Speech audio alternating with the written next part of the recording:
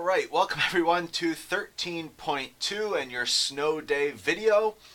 This is the stuff that we would normally be doing in class, but again, because of the weather, I'm going to go ahead and make a video about this, just so that way you can actually hear it explained. I think this would be better than maybe just posting the course notes. But I certainly understand, this is going to be a long video, I can tell you that already. I definitely don't feel bad if you want to watch it, right? YouTube has these great playback speed features where you can watch it at 1.5 speed or something like this. Even up to double speed, or if it's going too fast, you can certainly slow it down, all that good stuff. So you definitely have some options. I can also tell you that I'm in my office right now, and of course I'm getting a lot of questions, not only from students, but fellow instructors and stuff like this. And so I have no doubt that I'm going to be interrupted throughout this video. I had to decide, should I close my door, just so that way you don't hear as much of the outside noise?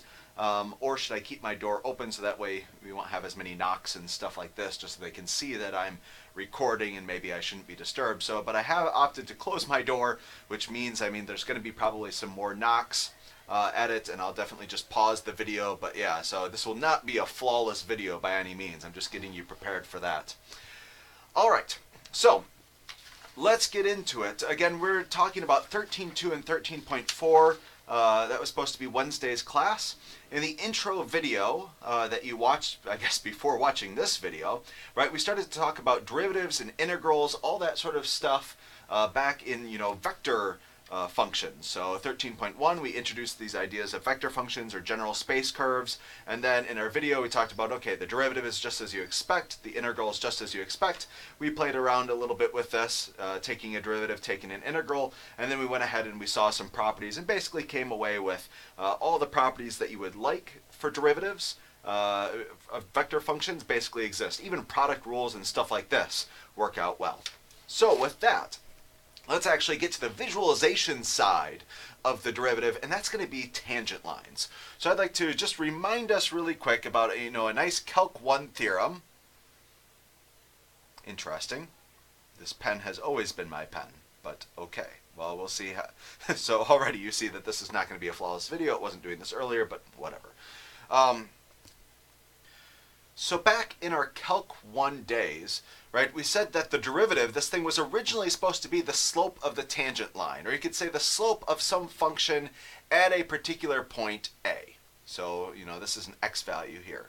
And likewise, we went on to say, right, if you actually wanted an equation for the tangent line, and sometimes we called this the linearization, and it got this notation L of x, right, here was an equation of the tangent line. So again, this is kind of the slope, right, and this is the y value. So it's the function's value when you actually plug in x equals a. So this is the linearization of the tangent line f of x at a. So let me go ahead and just remind us really quick. I'll do a quick sketch here, and suppose that we have some nice interesting function, something like this. And I go ahead and I say, okay, here's going to be my x value, this is my a. And I'd like to figure out what is the tangent line, maybe an equation of the tangent line, not just the slope, but the actual tangent line equation at A. And this right here, this is, again, kind of the visualization side of it. This would be L of x. This is going to be our tangent line for this particular function at a particular point. And of course, if you change the point, if you change that A value, right, you get different lines. Okay, so the claim is we can upgrade this and actually do pretty much the same thing with Calc 3.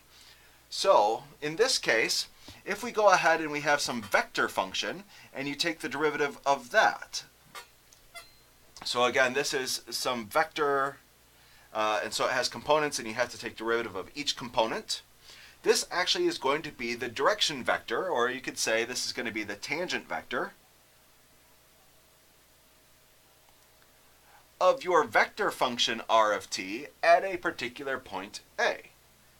So that's very convenient. You can even upgrade this notion of a tangent line, and the claim is the equation is pretty much the exact same thing. So you're going to have basically your slope here, instead of f prime of a, as we had before, we're going to have r prime of a. This is telling you your direction. And now our variable here is t, right? So I'm going to do t minus a, and then plus, and then we need some point to pin it to, and we're going to use, well, r, so r of a. So pretty much if you just change it from f's to r's, it pretty much works out. And again, I guess I should specify this is, right, a vector function, so the derivative, you do have to take derivatives of each piece. So yes, this is going to be the tangent line or the linearization for our vector function through t equals a. And in fact, because parametrizations are not unique, you could even do one better than this. I like this one just because it lines up so perfectly with the Calc 1 theorem that we know and love. So that's why I bring this one up. But you could say, well, do we really need this t minus a, right? Really, for lines that we know and love from 12.5, we know that a line really needs a direction vector, so we need a v, and we need a point to pin it to, this r sub 0 sort of deal. So just some point that's on the line. So actually we could do, in this case, our direction vector, we want to head tangent. Again, if we want a tangent line, it makes sense to follow the tangent vector. So we're going to use r prime at a for our direction vector. That's going to be our v in this case.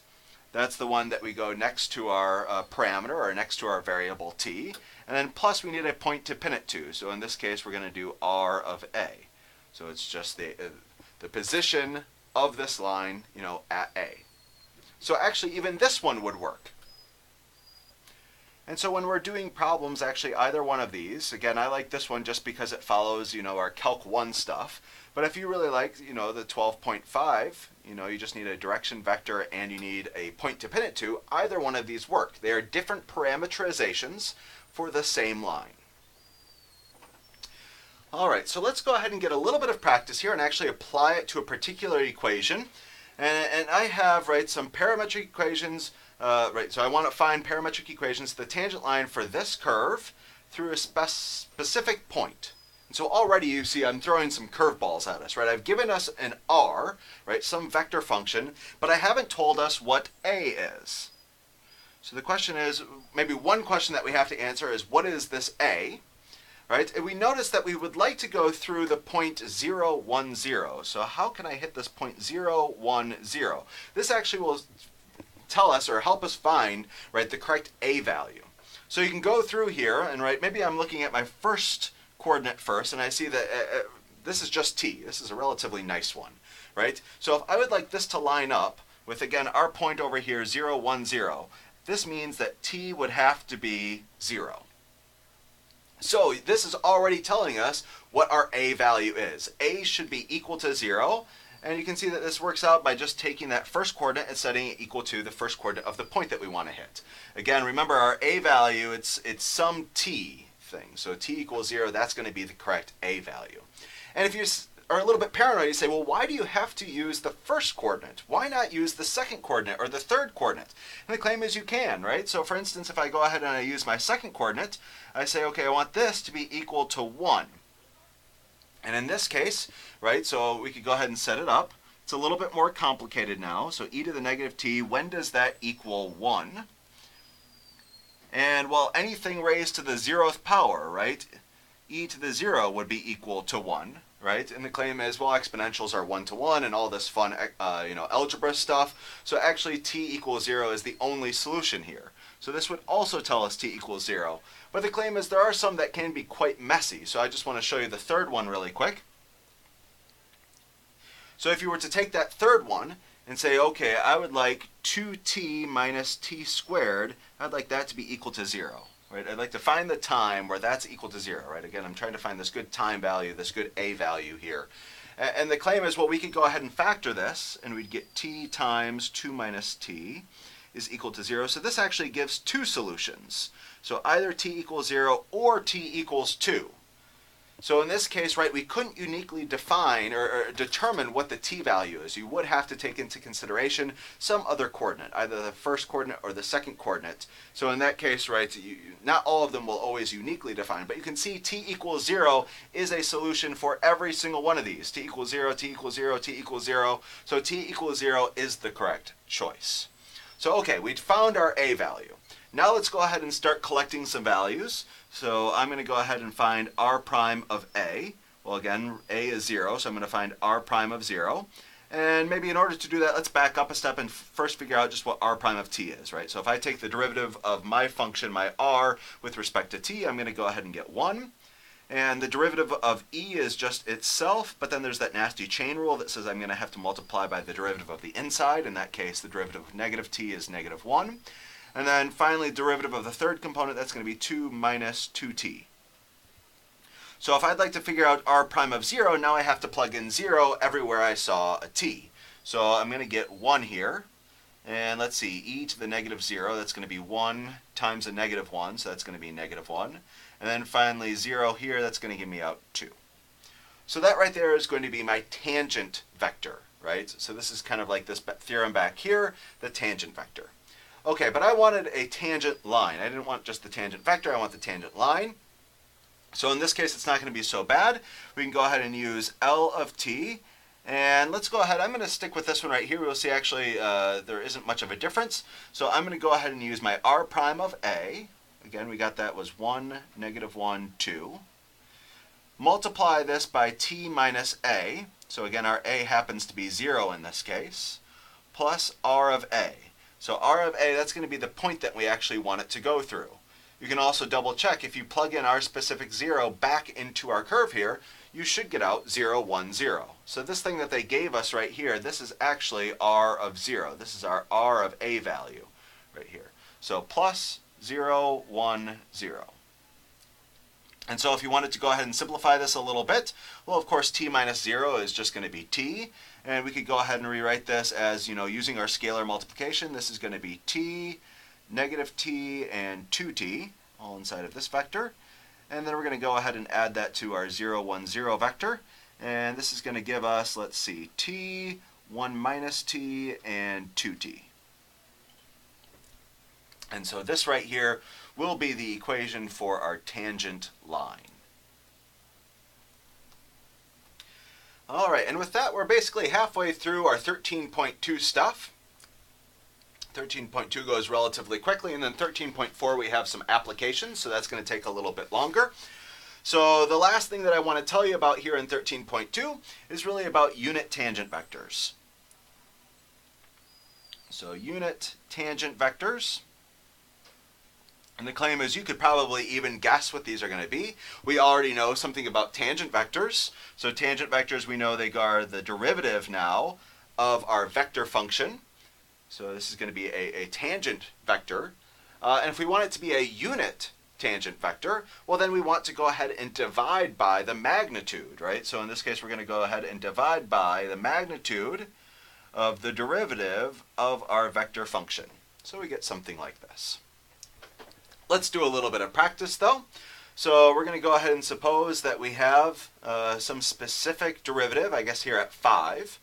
Right, and so I would like to find the unit tangent vector here at 5.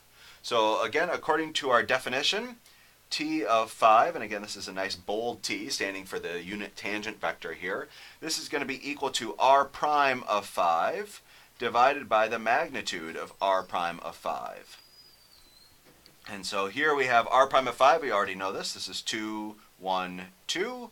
And we're going to go ahead and divide by its magnitude. So 2 squared would be 4, 1 squared 1, 2 squared 4. Add those all together, put them under a square root. So let's see, we get 2, 1, 2, and we're dividing by square root of 9. That's going to be 3. And so you can leave your answer like this, or you can multiply it by 1/3 or something like this instead of dividing by 3. Or if you'd like to, you can go ahead and use scalar multiplication and multiply through by this 1/3, so you get 2/3, 1/3, 2/3. Either way, web work, quizzes, exams, you get 100% on all of it. All right, so this is a relatively nice case. Here's something a little bit more extreme. But again, we're just going to use the definition, and this one kind of reminds us a little bit of some of the more complications that we can face when we're trying to take derivatives of things. So the unit tangent vector for this particular space curve, right, and here we're using the IJK notation, the standard base notation, and this is one where in class I think, I would usually give you guys 90 seconds, 2 minutes or so. So if you'd like to pause the video, try this one on your own, and then we'll go ahead and bring it back together. All right, so I'm going to assume that you paused here. So we do need to go ahead and take the derivative. So this first one here, we need to go ahead and use the product rule. So the product rule says the derivative of the first times the second plus the first times the derivative of the second. And remember, the derivative of e is itself. And then the chain rule says you also need to multiply by the derivative of the inside. So that's going to be the derivative of negative t, which is -1. So that right here is my first component only. That's my I component. Now we need to remember how to take the derivative of arctangent. So of the inverse trig functions, arctangent holds like a special place. This is a very important one. So if you don't remember the derivative of arcsine, if you don't remember the derivative of arc cosine or arc secant or arc anything, that's fine. But I really do want you to remember the derivative of arctangent. This is going to be this 1 over 1 plus the variable squared. So in this case, t squared. Claim is this one's pretty important and gets used quite a lot. So you should remember this one. All right, and then finally, the derivative of 2e to the t. That one's really nice. 2 is along for the ride, and the derivative of e is itself. And so let's take one more line to go ahead and simplify here. We're going to have e to the negative t minus t e to the negative t. This one you can't really do anything with. And same thing for the last one, just 2e to the t. All right, so that would be the tangent vector. Notice it didn't tell us at a particular point or anything like this. So if it said, you know, little t equals 5 or little t equals 0, we could plug that in. But right, we just want the unit tangent vector equation. So we're halfway there. The last thing we need to do is just divide by the magnitude. So the unit tangent vector is going to be equal to, I'm going to try to get this technology to work. I'm sometimes a little bit hesitant about this. But okay, we're going to go ahead and, nope. I guess that's why with this one. There we go. Copy and where's paste? Here it is. This was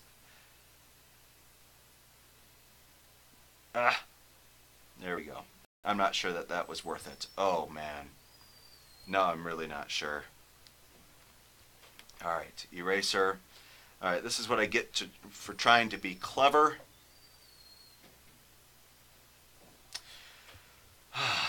All right, fine. You win, technology. I'm just going to go ahead and write it. I really like the Microsoft Surface for recording these videos. It has a lot of the video recording stuff that I really enjoy, and I can plug in a microphone and headset very easily, so you don't hear the click, click, click of my stylus against the computer and everything. So I'm not using my iPad right now, but I haven't found a great note writing or note-taking application that I like as much as I do the Notability app on the iPad. So that's why I still use that in class and everything. So if you know of a great PDF annotator on something that works on Microsoft Surfaces and whatnot, please let me know. All right, so we are halfway there. Again, this is just the derivative. Now we need to go ahead and divide by the magnitude. So a big old square root here. We're going to take the first bit right here and square it. Add it to the second bit squared, the second component squared, add it to the third component squared. And again, I wouldn't waste too much time actually trying to simplify these. For the most part, this first one here is a binomial, so you do have to FOIL it all out, right? It takes a lot of time. I wouldn't recommend it. I just leave my answer as this, right? And even though it may be a pain to type into WebWork or to write out on a quiz or an exam, I don't think spending time simplifying really has any educational benefit, I suppose. So I would just leave my answer like this. All right, something a little bit nicer. You can see this is basically the same problem, but now it's been nice, and I like to see this when t equals 0. So we could go ahead and plug when t equals 0 into this. In fact, I'm going to go ahead and start back with r prime of 0, right? So I'm going to go ahead, and I'm using this line right up here, r prime of t, but now I'm plugging in 0 everywhere I see a t. So that's where I'm going to be looking. So e to the negative 0, that's 1, minus 0 times, I guess I really don't even care about this. 0 times anything is 0. Comma, 1 over 1 plus 0 squared, comma, 2e to the 0. Anything to the 0 is just 1. So you can see this very nicely becomes 1, 1, 2. And so, okay, that's what the tangent vector is equal to. If I want to get the unit tangent vector, I'm going to go ahead and take this, 1, 1, 2, and I'm going to divide by its magnitude. So the square root 1 squared, 2 squared. So I'm going to get, let's see, this is root 6. So 1, 1, 2, and then I'm just going to write this as 1 over root 6 here. Again, you could go ahead and distribute it through if you'd like. WebWork quizzes and exams, right? This is also fine. All right, and with that, we have finished up 13.2. I would ask if there are any questions or whatnot, but you know, if there are, definitely post them to Piazza. All right, now with a little bit of magic, we are here in 13.4. We're going to be talking about more of the application side of things. Again, in the other video, our 13.4 video that you should have watched and filled out a video check for and all that good stuff, we got introduced to the notion of velocity and acceleration, kind of where this comes from, you know, especially with gravity and stuff like this, with Newton's second law of motion. And then we did an example problem. And so the first bit of this class, we are going to expand on kind of these physicsy applications here. But I want to go ahead and bore you for a little bit with a theorem that's in the book and kind of talk you through this a little bit and then urge you, hopefully, to ignore it to some extent. So let me go ahead. I'm going to write some stuff down. And the claim is, I would not like you to memorize this, but I'm bringing it up here because sometimes people are tempted to memorize this, and I would just go completely crazy. So I'm going to teach you a way kind of around this. So, okay, here's the theorem that appears in the book. We're going to assume that we have some angle. We're going to call this alpha. We like to name, you know, angles out of the Greek letters, like theta or phi or something like this. So we're going to use alpha, I suppose. And suppose that we have some initial velocity here. So the initial velocity, this is again some Greek letter here. This is the Greek letter nu, which is just weird. It looks kind of like a V, but you would pronounce this like nu naught or something like this. But okay, this right here is just kind of, right, it's your initial speed. And we're going to assume that we have some initial position at the origin, right? So initially, wherever you are, we're going to call that the origin. And then finally, we need to suppose that gravity is the only force that's really acting on, you know, some projectile, right? So this is kind of some classics physics application. And the claim is, well, we have our acceleration, and assuming that we're on Earth and stuff like this, right, we have 0, negative g, but if you're on a different planet or if you're on the moon or whatever, right, this g, right, has different values, right? So on Earth, this is like 32 feet per second squared or 9.81 meters per second squared, but again, depending on whatever celestial body you're on, right, you're going to have a different g. All right, as far as the velocity goes, again, this is something that you get in the book. The book says, okay, you can go ahead and memorize this if you want, and again, I say please don't. So this is our nu naught, so our initial speed, cosine of alpha, comma, and then in our second component we have nu naught, or our initial speed, sine alpha minus gt. All right, for our position, right? So that's our velocity right there. If we want to go ahead and get position, let's do that. So this is our initial speed, cosine of alpha. This is all going to be multiplied by t now. And then for our second component, we're going to have our initial speed, sine alpha. This is also being multiplied by t, and then we're going to go ahead and subtract g over 2 t squared. So this is what we get as the position vector. If you want to go ahead and ask, right, what is the horizontal distance, aka the range that some projectile travels? So if we want to go ahead, I'll just show you a little picture, right? Again, we imagine that we're starting at the origin. We shoot some projectile, and we want to ask, right, what is the range here? This would be the range, the horizontal distance that it actually moves. The claim is the range, you can get a nice formula for this. This is the initial speed squared, or nu naught squared, sine of 2 alpha divided by g, whatever your gravitational constant is. And you could ask, okay, well, when does it actually touch down, right? When does it hit? When does this actually occur, right? And this is going to be given by 2 times the initial speed, or nu naught, sine of alpha divided by g. And even with these alone, right, it's starting to become quite a lot to, you know, memorize all these things. The last question that we want to be able to answer is about maximum height. So again, maximum height for some projectile, that's going to be happening up here.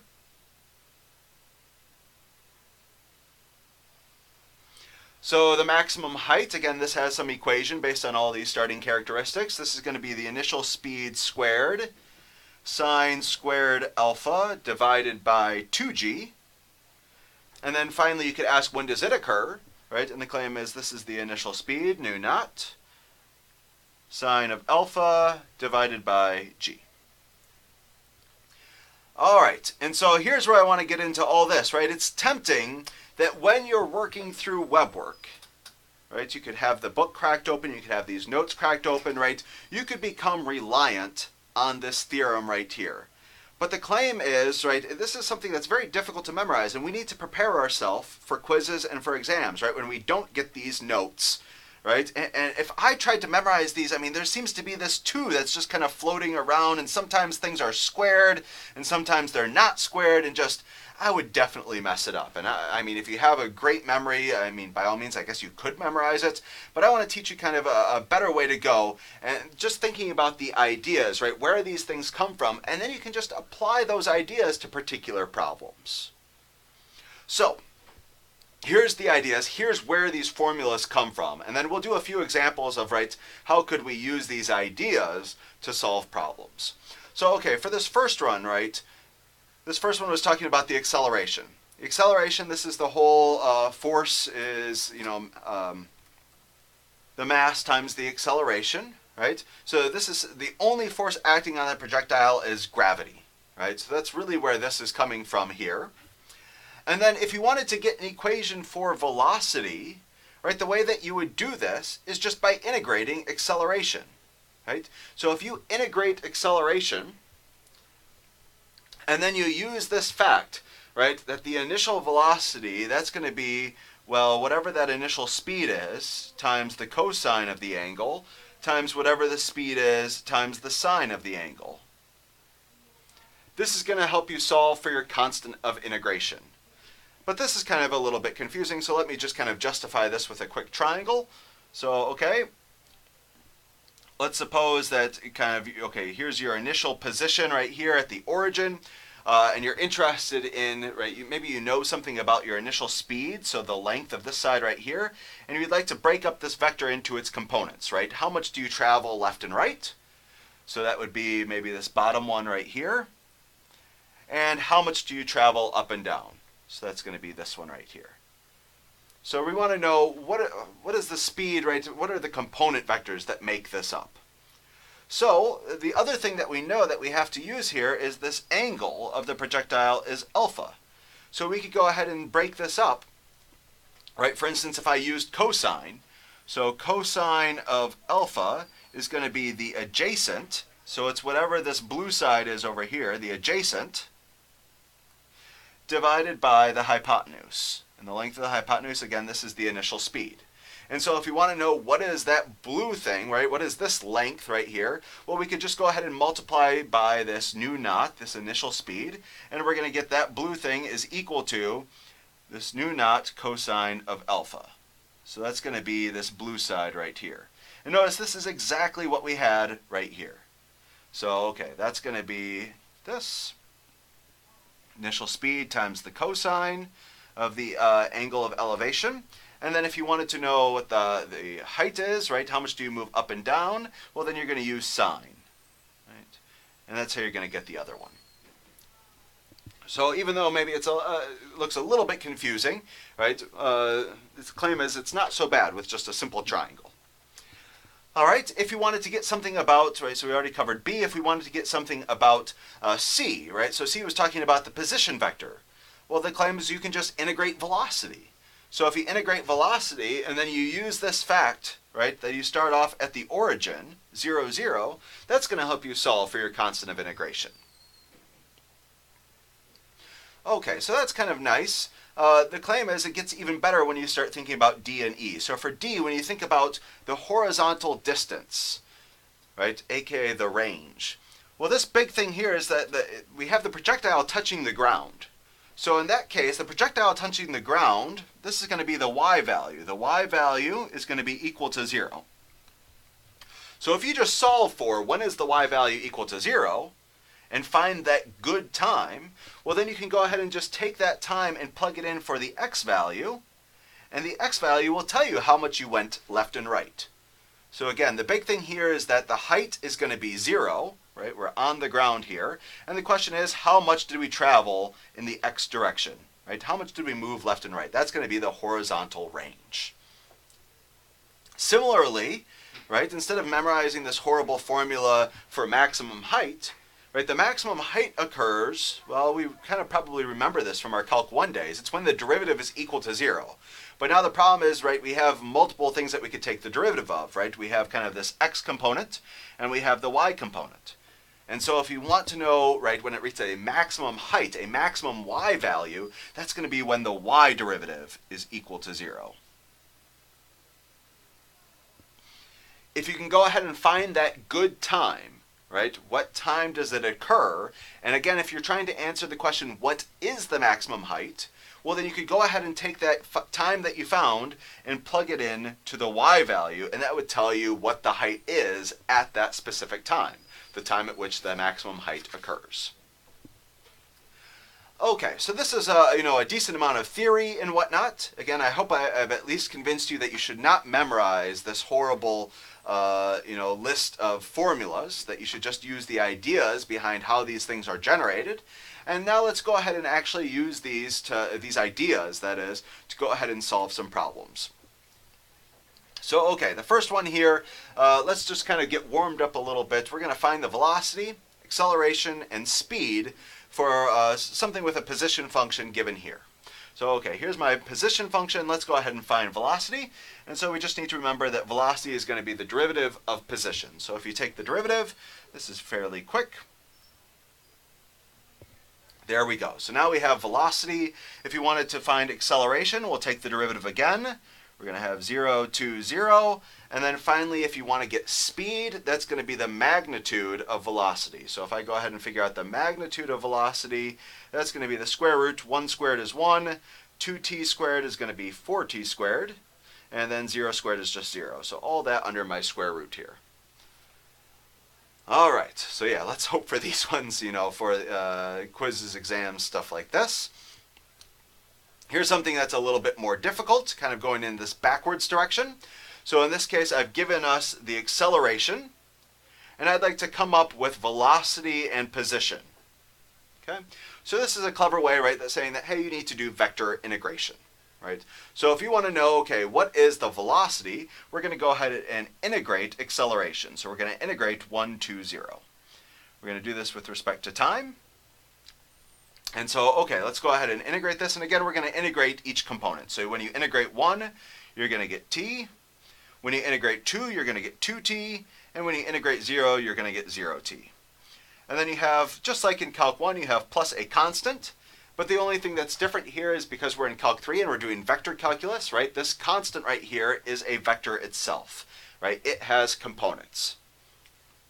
And so we need to go ahead and solve for what these things are. Luckily, we have some information at our hand, right? We know that if you were to plug in 0 into the velocity, you should get out 0, 0, 1. So again, this thing right here that I figured out, this was the velocity. I integrated acceleration, I should get velocity. And this is saying if I plug in 0, okay, well what would that look like over here? So if I plug in 0, I'm going to get 0, 0, 0 plus the vector c.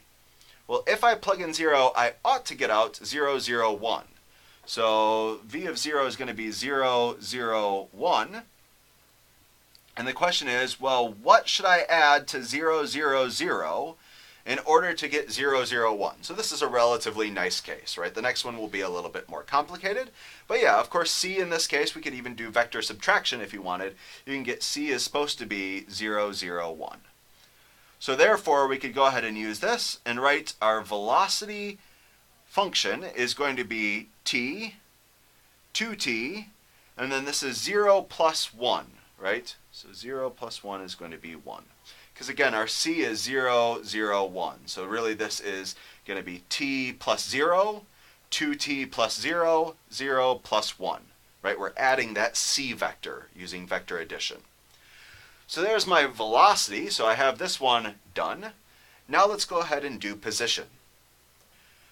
So if I want to get position, well, of course, I need to integrate velocity. So I'm going to go ahead and integrate, and I have t, 2t, 1. Again, we're integrating this with respect to time, and at the end of the day, this should give us position. So, okay, when I integrate this, well, when I integrate t, I'm going to get t squared over 2. When I integrate 2t, I'm going to get t squared, and when I integrate 1, I'm going to get t. Again, whenever you integrate, you need a constant of integration, and because we're doing vector integration, right, this is going to be a vector constant, right, so it's going to have multiple components. All right, we know in this case, going back up here, that if I plug in 1, I should get out 1, 2, 0. So if I plug in 1 into this formula, I should get out 1 and 2, 0. Let's see what happens when I actually plug in 1. So when I plug in 1, I'm going to get 1/2. 1 squared would be 1. 1 would be 1, plus some constant. And again, my goal at the end of the day is to get 1, 2, 0. So I should be getting out 1, 2, 0. And so to some extent, right, you could even play this like little guess and check game, right, to try to solve for what C has to be here. Or you could just do the vector subtraction, whichever way works for you. So the question is, what do I add, right? What do I add to 1/2 in order to get out 1? Well, the answer should hopefully be 1/2. What do I add to 1 in order to get out 2? Hopefully 1. And what do I add to 1 in order to get out 0? Hopefully the answer is -1. Okay, so this is saying that my C value should be, and again we could go ahead and just draw our attention to it with some highlighting here. The C value should be 1/2, 1, -1. So my final answer, right, what is my position vector? Well, we already know that we have this t squared over 2, t squared, t, plus this c. And that's the thing that we just found. It's 1/2, 1, -1. And so if you'd like to, you can go ahead and simplify this even, and we can get t squared over 2 plus 1/2, t squared plus 1, and then t minus 1. So we have our velocity, we have our position, check, there we go. All right, and with that, we are almost there. We only have one more page. And all right, unfortunately, we do save the hardest problems for last. So here's one that's kind of on the extreme side, but luckily I think by at least thinking about this, it may help you with some of your homework, the web work homework that's on the difficult side. So we have a ball that's thrown at an angle of 45 degrees to the ground, and we know something about the range in this case, right? That the ball lands 30 meters away. And the question is, what is this initial speed, right? What is this nu naught equal to for the ball? And so this is where we need to kind of use these this theorem, this idea of again, gravity is the only thing that's acting on the ball here. And then quite often in these web work problems, they say, just use the gravitational constant g, or they'll specify that we're going to, for this problem, use g equals, -9.8 or something like this. So I'm going to go ahead and specify to you in this one. I think it's a good idea we should go ahead and use g equals 10. So it's close to 9.8, but again, without calculators, I think that maybe this is probably close enough for us. All right, and then let's put some mathematics behind a few other things here. Again, we know that the angle to the ground, or the angle of elevation, this is our alpha value. This is going to be 45 degrees, or I'd probably be more comfortable with pi over 4. And then finally, the ball lands 30 meters away. So this is telling us something about the range of the ball. This is saying that, right, if you have the x value of 30, right, at this point it should be on the ground, right? It actually hits the ground. So, and again, there's specific times associated with this, right? It's not that x is always 30 and y is always 0, but at some special time it actually hits the ground 30 meters away. All right, so that's what we have, and again, we're trying to figure out what is the initial speed here. So with this, again, we're going to kind of start with basics, and that's going to be the thing that we know for sure is definitely acceleration, right? So acceleration, we know that a of t is going to be equal to 0, -10. So this -10, right, this force, right, due to the gravity of the Earth, so it's this g in the negative direction here. And again, we know something about, right, we'd really like to use this information that the ball lands 30 meters away. And so in order to use that information, I need to get something about position. So this is kind of telling me why I'm going to be doing the steps that I'm going to be doing. So I need to get something about position, and so therefore I'm going to want to integrate a few times. So if I integrate the first time, in order to get velocity, I'm going to get 0, well, if I integrate 0, I get 0, and if I integrate -10, I get -10t, plus a constant of integration. So this is going to be my constant of integration. And remember, this has a lot to do with Well, kind of how this thing is initially shot, right? This projectile. And again, we know it's shot at an angle 45 degrees of the ground. We don't know what its initial speed is, right? That's the thing that we're really trying to figure out. So we can go ahead and we know some stuff. I can go ahead and write that this is going to be this initial speed times cosine of 45 degrees, right? That's going to be the x component, how much you move left and right. So I'm going to say the cosine of pi over 4, and then this initial speed times the sine of pi over 4, or 45 degrees. So this is what I know as far as velocity is concerned. Now let's go ahead and take a line to simplify here. So I have, let's see, 0, negative 10t. And again, I don't know what the initial speed is, so this is just nu naught for the time being. Cosine of pi over 4, that's going to be root 2 over 2. And sine of pi over 4, that's going to be also root 2 over 2. And let's just do one more line of simplification, right? If we go ahead and do the vector addition here, this is going to be nu naught, or the initial speed, root 2 over 2. And then nu naught, root 2 over 2 minus 10t. All right, so that's all the stuff that we have and that we know about the velocity. Now let's go ahead and again, we see we've already we now see where in the equation that we're going to get this nu naught, this initial speed. We've used the 45 degrees, we've used the g equals 10. So now again, we're just trying to use this fact about position. So I'm going to go ahead and integrate one more time. And when I integrate one more time, let's see, if I integrate this first component, let's see, whatever this is, times t, right? That's just some constant. So when you integrate a constant, you throw in a t. Okay, likewise here. And then minus, and we have 10t. So if I was to integrate this, this would become 5t squared. Again, we have plus some constant of integration. And again, we're going to assume that we're at the origin, right? So really this constant of integration here, if you plugged in 0, we would get out 0, 0. So this is a fairly nice one right here. So okay, where we stand is that we have this position function here.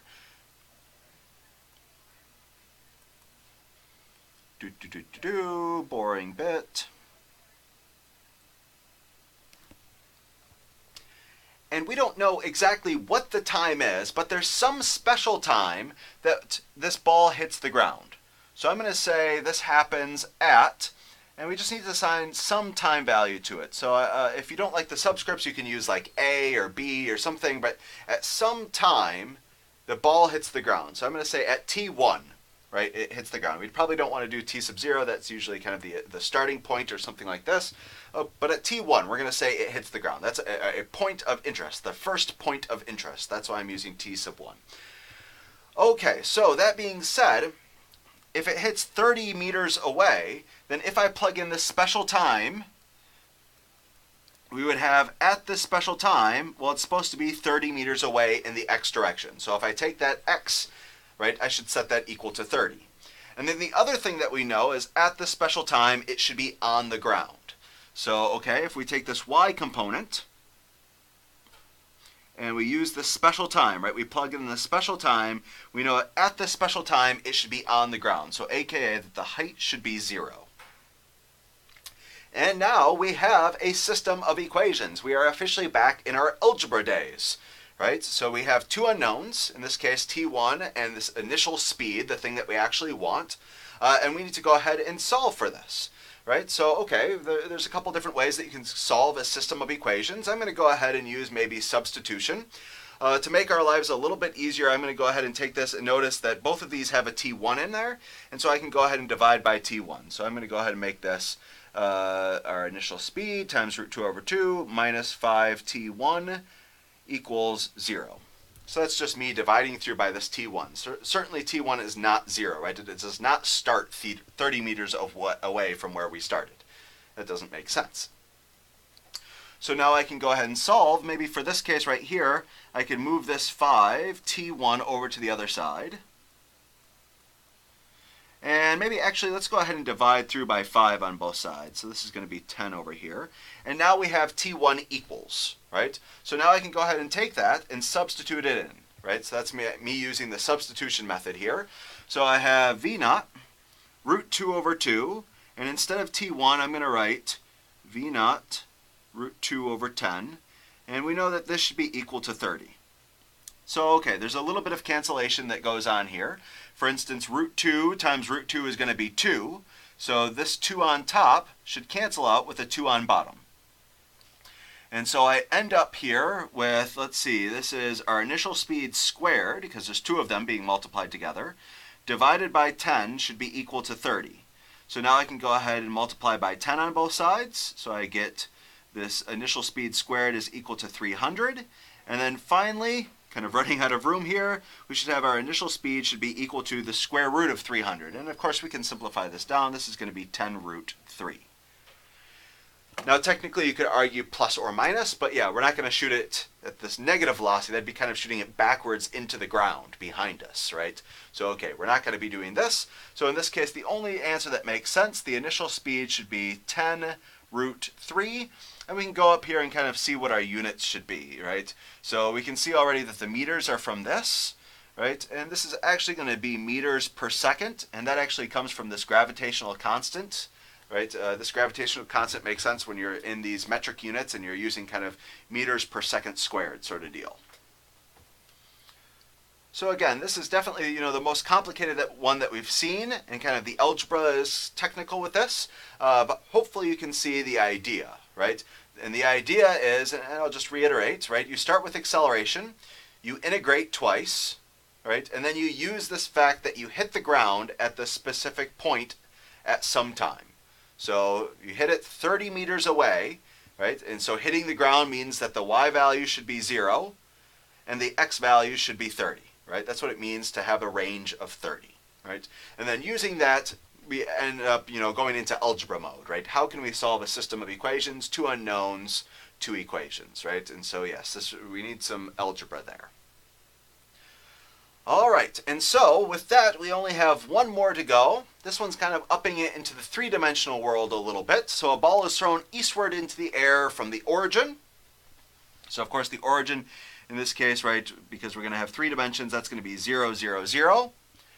Okay, in the direction of the positive x-axis, the initial velocity is given to us here. Speed is measured in feet per second. The spin of the ball results in some actually southward acceleration, right? So maybe there's some spin on this, and we have some southward acceleration at this 4 feet per second squared. So the acceleration vector is actually given here. Right, so in this case, this is the g, this is the pull from the gravity here, and then we actually have some acceleration due to the spin, so that's going to be this -4 here. And the question is, where does the ball land, and at what speed? And then just kind of a little reminder here, right, that we are in 3 dimensions. So where does the ball land, right? Kind of when we're in 3 dimensions, the height is now given by this z, right? And this is kind of reiterated here that the force due to gravity is in the z component. So really, in order to answer this question, where does the ball land, the question is, at what point do we have z equals 0, right? What are these things right here where we actually hit the ground? And then the question is, once you actually know where you hit, right, where does the ball land, we can ask at what speed. So we'll probably be interested in velocity, and then we're going to need to take the magnitude of velocity. So okay, in this case, we're going to start kind of similar to as before, right? We know we have some constant acceleration here, and I'm going to go ahead and write it in this vector format here that I like. So i's, j's, and k's. So again, here's our acceleration vector up here, -4j minus 32k. And from this, we can go ahead and integrate, and we can get our velocity vector. So velocity, integrate 0, you get 0. Integrate -4, you get -4t. Integrate -32, you get -32t, plus some constant of integration. And again, kind of we have some information up here that about the initial velocity. Right, the initial velocity says that we have it pointing at 50i and 80k. So, okay, we know that we should have 50, 0, 80.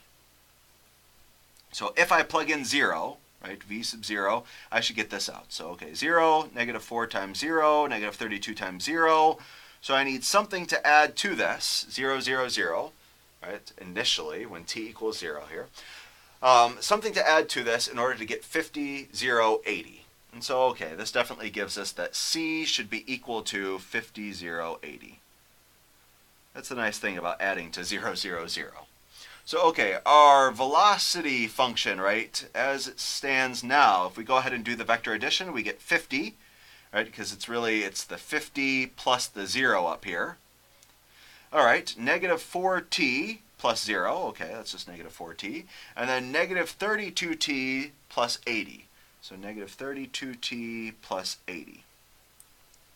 Okay, that's the velocity. This doesn't really help us determine where the ball lands, right? Where the ball lands is really a position question.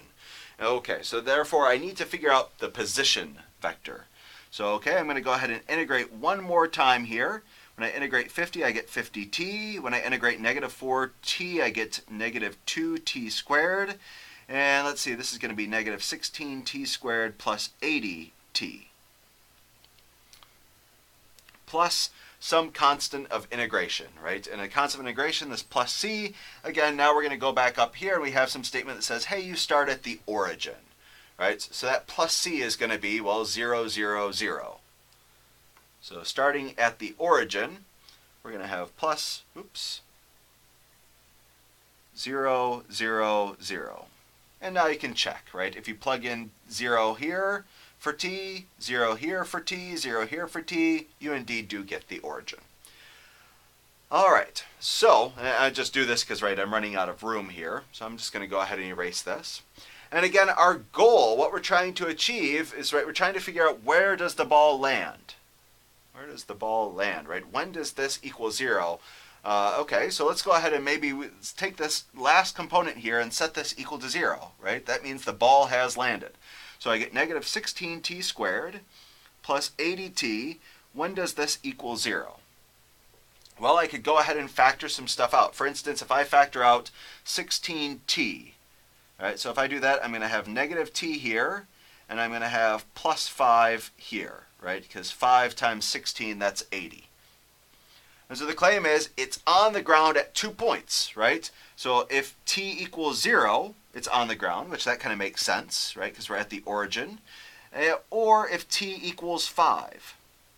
So notice that we've answered the question, when does the ball hit the ground? The ball hits the ground when t equals 5. With that, we can figure out where does the ball hit the ground by just plugging that in to our position vector, right? At t equals 5, well, we could go ahead and plug that in. And if we plug it into my first component, 5 times 50 is going to be 250. And 5 squared, that's going to be 25 times negative 2, that's going to be negative 50. And then hopefully if we plug in 5 into this, we should verify that we get out 0. So where does the ball land? Well, it lands at 250, negative 50, 0. So now we've answered half the question. The other part is at what speed? Well, now we're really going to be using this t equals 5, and we can plug this in to our, well, not speed equation, but this is a velocity equation, right? And then we can just take the magnitude of that. So first, let's go ahead and figure out v of 5. What is its velocity at time 5, right, when it actually hits the ground? So I have 50, and let's see, negative 4 times t, that's going to be negative 20, and I multiply that by 5. And then let's see, we have negative 32t plus 80. Okay, so that's going to be a little bit annoying. Maybe with a calculator this wouldn't be so bad. So I need to multiply this by 5. So that's going to be negative 150 plus another 10. So negative 160, all things considered. And now I need to add 80 to that. So I just did the negative 32 times 5. I got negative 160. You know, double check in a calculator or something like this. It wasn't really so bad after all, I think. And then let's go ahead and add 80 to that. So that's going to be negative 80. And I'm going to make my life a little bit easier just by factoring out a 10. So I'm going to do 10, 5, negative 2, negative 8. And so if I want to know what the speed is, aka the magnitude of this, remember we had this really great theorem that says that the magnitude of this, especially when you have scalar multiplication, that you can just do the absolute value of 10. Absolute value of 10 is 10. And then you can do the magnitude of this nice smaller vector. So let's see, 5 squared is going to be 25. Negative 2 squared is going to be 4, and negative 8 squared is going to be 64. And so hopefully after all is said and done, we get, let's see, this should be the square root of 93 times 10. Of course, we can go back and read a little bit about our units, and it looks like this should probably be feet per second. And I guess if we were going to be technical here, which I was in this case, right, this should probably, all of this is like 250, this is feet, negative 50 feet, right? This is feet from the origin, and this is, of course, 0 feet because it's on the ground. All right, so we have now answered the question, right? Where does it land? And what is that speed, right? How much speed do we actually have, do we hit the ground with, you know, when it actually touches down? All right, so with that, we are all done with 13.2 and 13.4. Again, please go ahead and try some web work problems. If you have any questions, feel free to post questions on Piazza, send emails, something like this. Next time, 13.3, we're going to be talking about arc length. So it's a very specific application of vector integration. And the claim is we've seen a couple iterations of arc length already in Calc 2, so now we're going to upgrade it into the three-dimensional case. All right, I will see you guys hopefully on Friday.